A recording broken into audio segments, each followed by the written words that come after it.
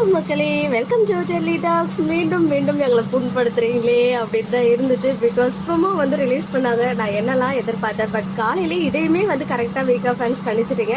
Sister ப்ரோமோவில் கூட வீக்காவை காட்ட மாட்டாங்க, குமரனை வச்சு தான் ப்ரோமோ வரும் அப்படின்னு சொல்லி. நான் நினச்சது குமரனை வச்சு ஒரு சைடு வரும், இன்னொரு ஆஃப் வந்து நம்ம வீக்காவை வச்சு வரும்.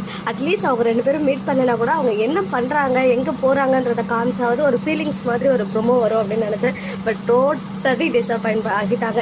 பட் எனிவேஸ் குமரன் வந்து கதாநாயகன் ஷோவில் பார்ட்டிசிபேட் பண்ணி அந்த டாப் 10 அந்த வின்னர் லிஸ்ட்டில் வந்துட்டாரு, இடம் பிடிச்சிட்டாருன்றது ப்ரோமோலே தெரிஞ்சிருச்சு.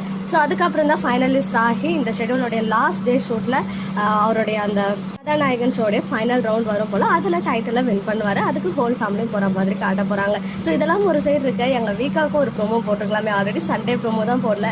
அட்லீஸ்ட் இந்த வீக் மிட் வீக் ப்ரோமோ மாதிரி டியூஸ்டே போடுறாங்க, அதையாவது வீக்காவில் சும்மா கொஞ்சமாவது காமிச்சிருக்கலாமே அப்படின்னு சொல்லிட்டு ஒரு குட்டி ஆதக்கம் இருந்துச்சு.